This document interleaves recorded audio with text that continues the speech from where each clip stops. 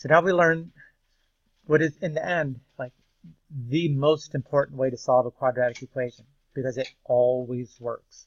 Every expression is not factorable, right? And solving by graphing, that only works if you can see x-intercepts. But the only one that will always work for you is the quadratic formula. And you're given the quadratic formula when you take tests, including the SLO. So all you really have to know, how do you use it? You know, if you know how to use the quadratic formula, you can solve any quadratic equation. So again, you don't need to memorize this formula, but you got to be familiar with it enough to use it. Right? The quadratic formula, x equals. So first you're starting out with a quadratic equation, which is in standard form, equals 0. Right? We dealt with that when we did graphing of functions, and we even have used it so far in the solving of equations a little bit. We refer to a, b, and c. So this is the same ax squared plus bx plus c. Now you can see if that's true, right? If that expression equals 0, then x has to equal, and now you just plug in for the a, b, and c, right? Negative b, plus or minus, right? What does the plus or minus mean? What does it mean to have a plus or minus? It's going to be both, right? You're going to have to like do this expression twice, once with the plus and once with the minus, which is essentially gives you two answers. And we expect that from most quadratic equations. So negative b plus or minus the square root of b squared minus 4ac all over 2a. We usually say all over to get the idea that that 2a is dividing the square root, but it's also dividing that negative b, which is in the front. So this is a book example just to show. It's very nicely color-coded and everything. First, you need the equation in standard form equals 0. So in this particular problem, subtract 4. Okay. Second, you need to define what are a, b, and c. A is 2, b is negative 1, c is negative 4. Right? It's just those numbers, 1, 2, 3. And they've even done this. A is in blue, b is in red, c is in green. Okay, so now they've rewritten this formula with the blue, red, and green letters, just to even make it more clear where these things are coming from. Right, so let's see, negative b, you take that negative 1 there. And notice that there is a negative in the formula, 2. Right, so it's going to be minus a negative. Plus or minus b squared, and notice they've got that in parentheses. The negative is being squared. You know, if you do this in your calculator, you know, you just put in negative 1 squared. It's not going to work. It's going to tell you negative 1. But negative 1 squared is positive 1. Right? So you need the parentheses if you're going to put that in the calculator and let it do the work. Right? Minus 4 times a, that's the 2, times c, that's the negative 4, all over, one big fraction bar, 2 times a, 2 times 2. Now, the minus and negative, that cancels. And then this here, they're not showing all the work, but again, this is a positive one. Oh, I'm trying to write with my stylus. That's not going to work. This is a positive one. And this negative times negative is going to make that whole thing a positive. 4 times 2 times 4 is 32. Which means the whole thing is the square root of 33. Okay, now, if you can simplify the square root of 33 without turning it into a decimal, you would, but you can't. I mean, 33 is not a perfect square, doesn't have any factors that are perfect squares. So they just take it to that last step, which is this 1 plus or minus the square root of 33 over 4 could be written as two different answers, one with the plus in between and one with the minus. So that's how the quadratic formula works. I mean, in the end, what are we doing? We're evaluating an expression. You know, we did some of that at the beginning of this course. Not as complicated as this one. All right, so let's do this one. First, I'm not going to write this on the other slide, but I'm going to rewrite the quadratic formula at least this one time. X equals negative b plus or minus the square root of b squared minus 4ac all over 2 times a. So in this problem, x equals, let's see, the a is 1, the b is 6, the c is 9. So let me start plugging them in. Negative 6 plus or minus the square root of 6 squared minus 4 times 1 times 9 all over 2 times 1. So it's not fancy color-coded like their last one, but still works. So x equals negative 6 plus or minus the square root. Okay, 6 squared is 36. What is 4 times 1 times 9?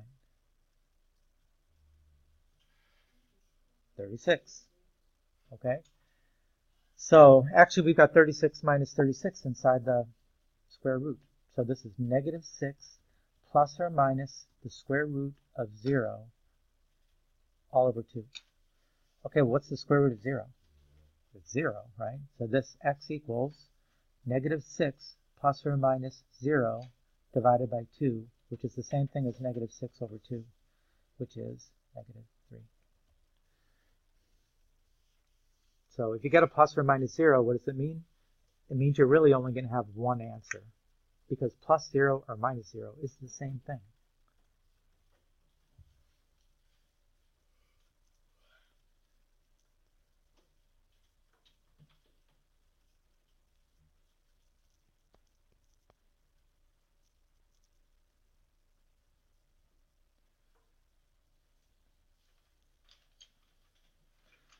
Okay.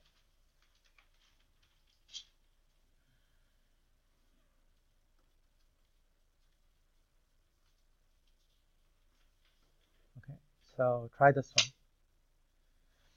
Okay. See if you can use quadratic formula to solve this. Again, I'll write it up. X equals. In fact, I'm not even going to do that. I'm going to do this.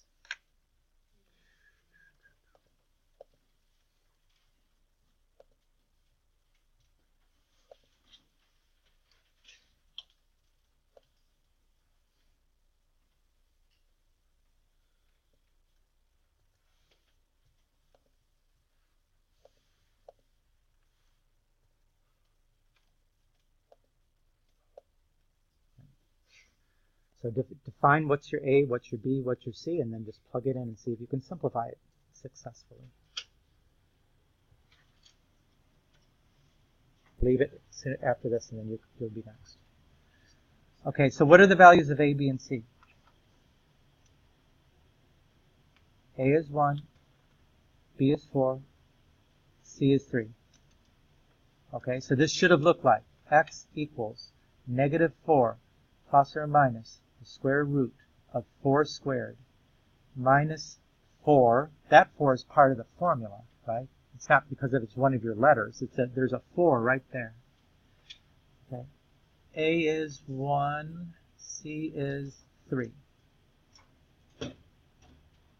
Over 2 times 1. So x equals negative 4 plus or minus the square root. What is 4 squared minus 4 times 1 times 3? No. 4 squared is 16. 4 times 1 times 3 is 12. So it's actually the square root of 4. 2 over 2. Okay, now the square root of 4, we can do that one. X equals negative 4 plus or minus 2 divided by 2. Again, what is that plus or minus telling us to do? It's two different equations, right? One of them will be x equals negative 4 plus 2 over 2, and the other one will be x equals negative 4 minus 2 over 2. Right? So this one would be negative 2 over 2, which is negative 1. This one will be negative 6 over 2, which is negative 3.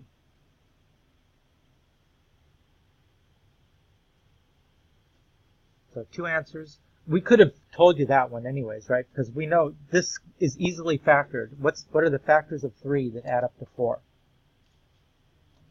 3 and 1, right? So x plus 1, x plus 3. most of the ones that we do here, they probably are solvable with factoring. I mean, the only ones that are not are those ones like the square root of 33. That would not have been factorable, but most of these, they are factorable. But it's still, you know, if you're not good at factoring, you don't need to be anymore. At least not for solving quadratic equations, because you can just use quadratic formula. Okay, how about this one? Let's see how this one turns out a little bit different. All right, so this is x equals negative 3 plus or minus the square root of negative 3 squared minus 4 times 2 times 5 all over 2 times 2. X equals, right, negative makes plus, and now we've got to figure out what's inside. Negative 3 squared is positive 9.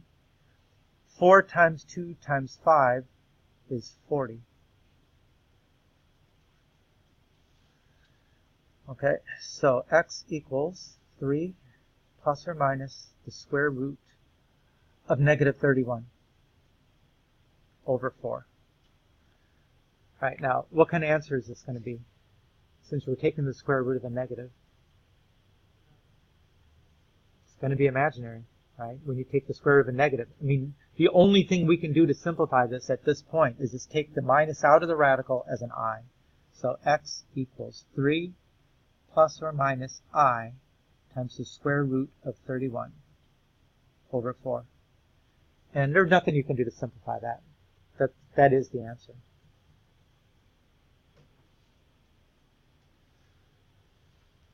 So we may look at a graph of a quadratic function and that parabola never crosses the x-axis. And doesn't mean it's not solvable, it just means the answers are imaginary. So if you graph this up here, it wouldn't cross the x-axis. That's why you're getting these I solutions. Right?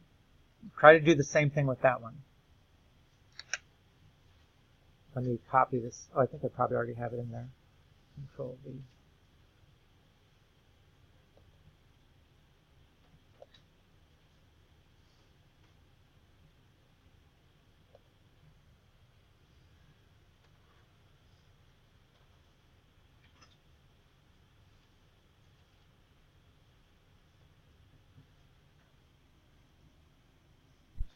Okay, so here we go. X equals negative 4 plus or minus the square root of negative 4 squared minus 4 times 1 times 5 all over 2 times 1. X equals positive 4 plus or minus the square root of 16 minus 20 all over 2.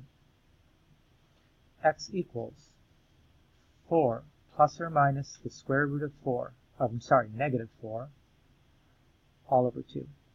So again, what kind of answers are these going to be since we're taking the square root of a negative number? They're imaginary. So if I simplify, this would be x equals 4 plus or minus 2I divided by 2. Again, that's going to be two different equations.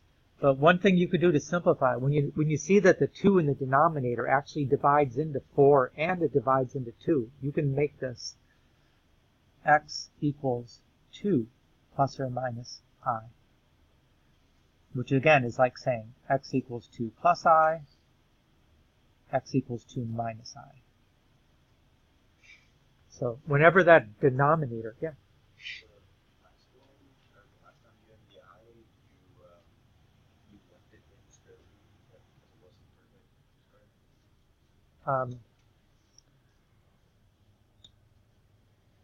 Like this one?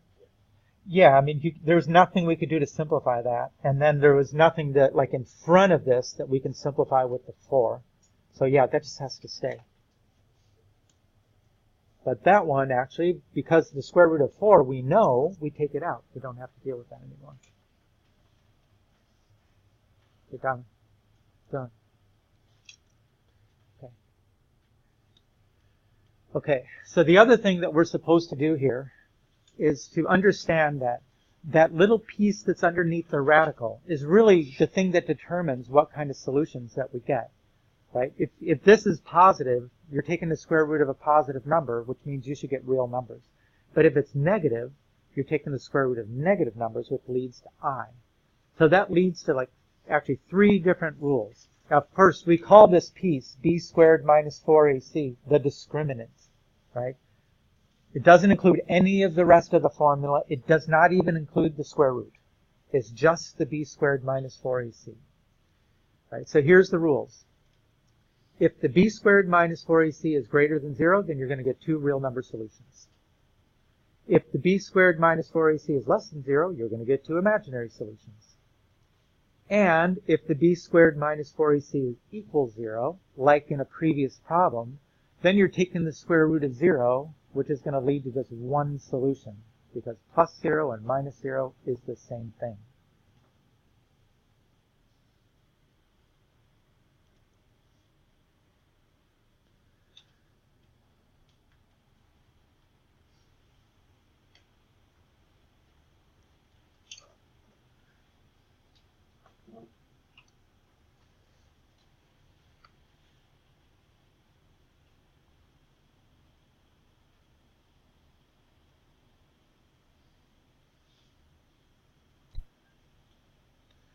So now, this textbook, which is kind of disappointing, because we bought this textbook, since 2009. They know what the SOL is. When we buy these things, they're supposed to be aligned with our state SOLs. The state SOLs say that we are supposed to be able to tell how many and what type of solution by looking at the discriminant. In this book, we're actually in the section that comes before they've introduced complex numbers. So they're not asking us for the 2 imaginary. They're just saying how many real. But we need to take it to the next step and say how many and what type, because that's the way the SOL is written. So, I wish they didn't do that. What is the number? And then we should put and type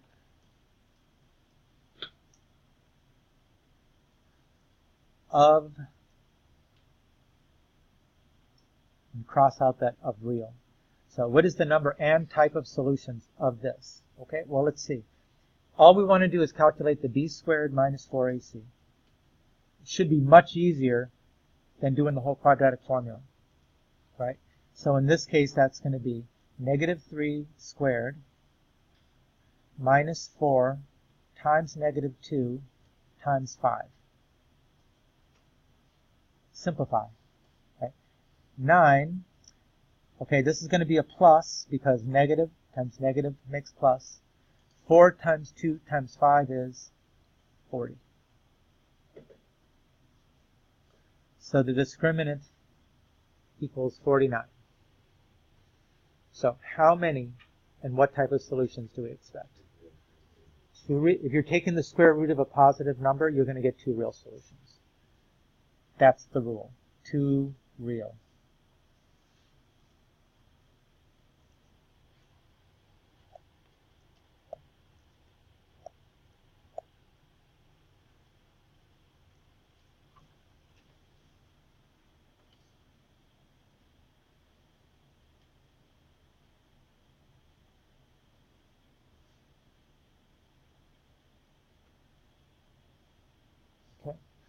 Okay, try this one.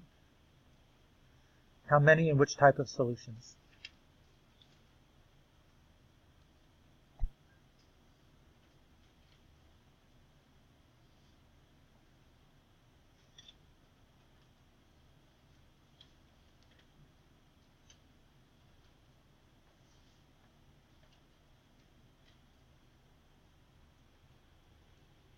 Right, you should have got a discriminant of negative 47.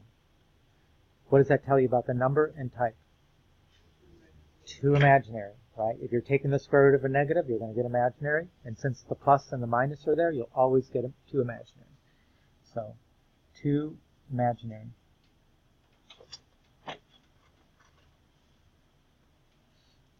Okay.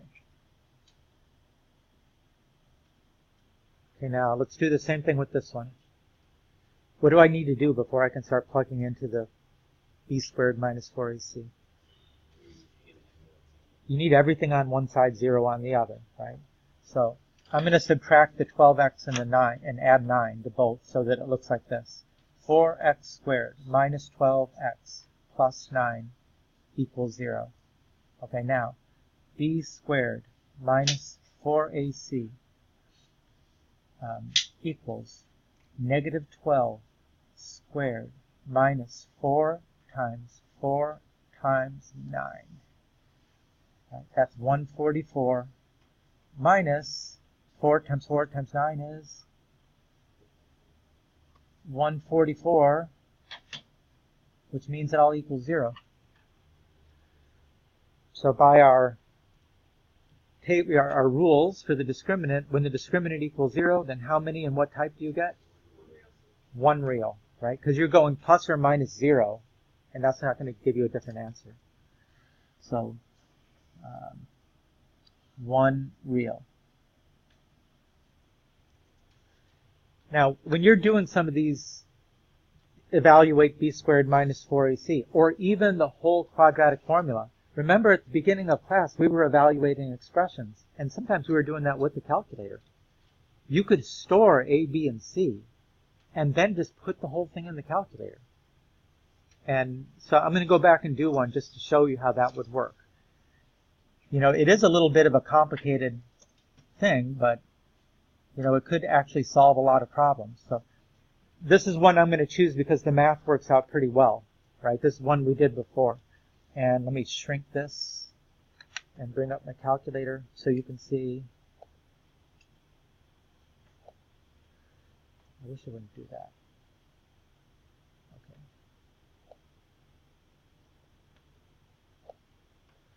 Okay, so remember, if I want a to be 1, how do I store that in the calculator?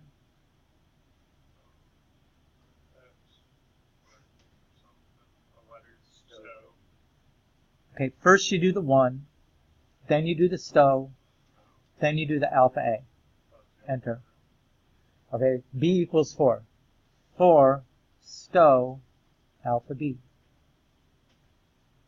And finally, 3 stow alpha c. Okay, now we've got to enter the quadratic formula. Remember, the quadratic formula is a fraction. So you could use the fraction notation, and it'll make this go better. Right? Alpha y equals 1. Okay, now I'm just using this formula, which I can see on the screen right there. Negative alpha b. Now I can't do both the plus and minus at the same time, so I'll start with the plus. Second square root alpha b squared minus 4 alpha a alpha c. Okay, right arrow to get out of the square root, down arrow to get into the denominator, 2 alpha a. Does that look like the quadratic formula? Except for that it doesn't have the minus? So when I hit enter, it's going to evaluate this for a, b, and c that I just put in. Enter. And you can see one of the answers was negative 1, and that was this answer here. You can't quite see it. There's the negative 1. Okay, now to do the minus part, the way I do it, and I think if you have a calculator in hand, there's a way to just like go up and grab the equation. But I just do this. I go second enter to pull up the last thing that I typed, and then go left arrow until the cursor is over the plus, and I'll make it a minus. Enter. There's the negative 3. Now, like I said, actually I don't know if I got to that side. If I go boom, boom, boom, boom, boom, boom, boom, boom. I've had times when that didn't work for me, when there was imaginary solutions. And there's a way to make it do imaginary calculations. But it's also seemed to involve the fraction format too. And the thing about the fraction format is that it helps you to not need to have parentheses around the numerator and the denominator when you do something in the calculator, something we make a lot of mistakes with. But I have less mistakes if I use the parentheses and not the fraction format. But like I said, I'm not going to say this would always work for you, but it would work for you a lot.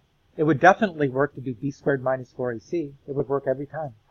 Store a, b, and c, and then just type b squared minus 4ac. So here's the homework, right? And on this last bunch, how many and what type?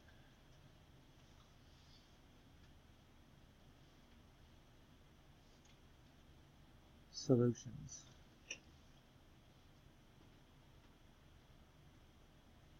Because it's just going to say how many real solutions. And we know we're supposed to do a little more than that. So is it going to get harder than that? Than this? Oh yeah. This is things that were supposedly covered in Algebra 1 up till now.